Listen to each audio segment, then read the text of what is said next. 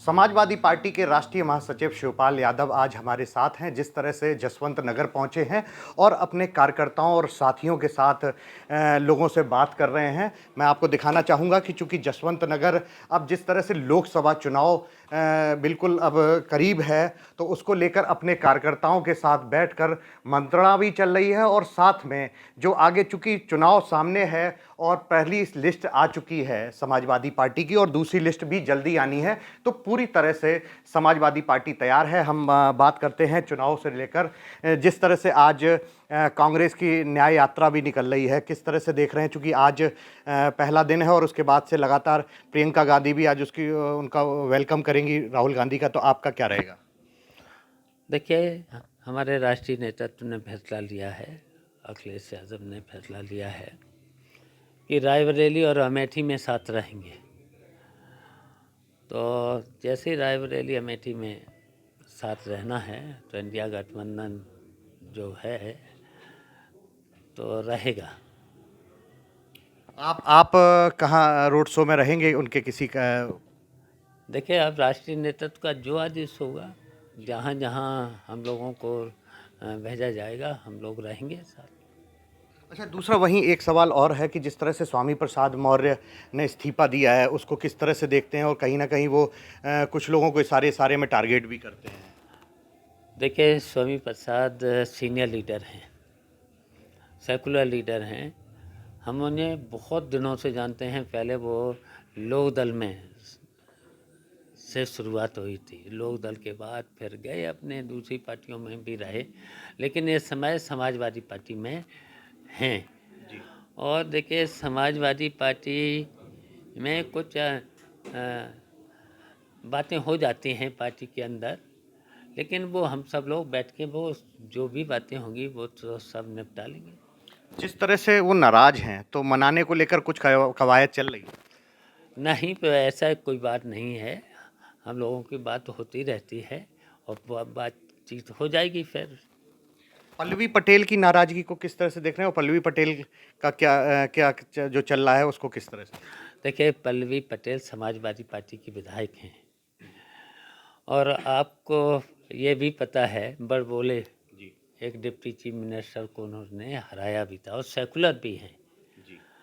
तो देखिए, वो समाजवादी पार्टी में हैं और अगर कहीं पर भी पार्टी के अंदर की बात, तो हम लोग बैठ के बात निपटा लेंगे जो भी होगी।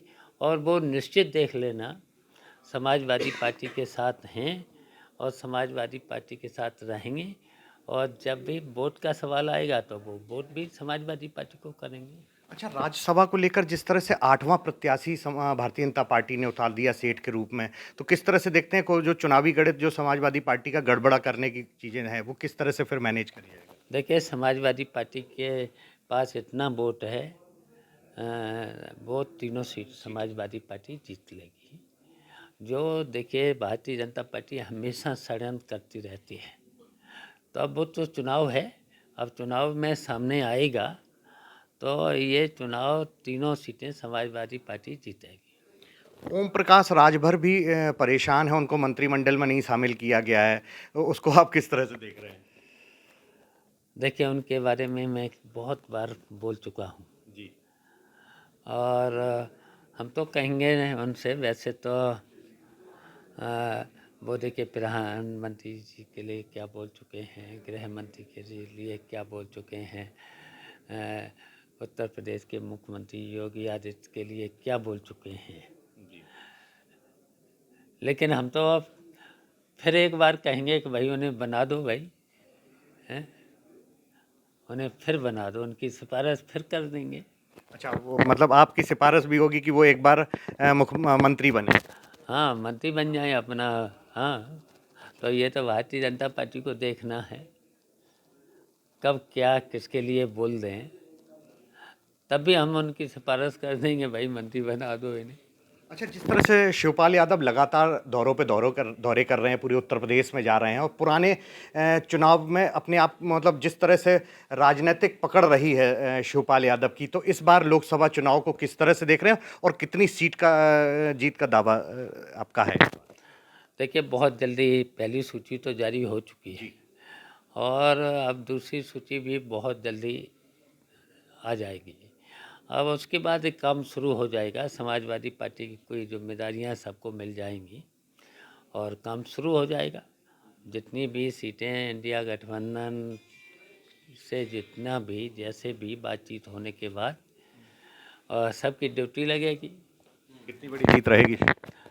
नहीं, हम लोग अच्छी सीटें जीतेंगे, अच्छी सीट जीतेंगे। तो ये शिवपाल यादव हैं जिनका कहना है कि लोकसभा चुनाव को लेकर जो सीटों की बात है, वहीं एक जो आजकल मुद्दा आरएलडी को लेकर भी है। मैं इनसे जानता हूँ आरएलडी को लेकर जिस तरह से है, चौधरी चरण सिंह जी को भारत रत्न दिया गया, आप लोग भी किसान नेता रहे, नेताजी किसान नेता थे, उसको आप किस तरह से देखते हैं?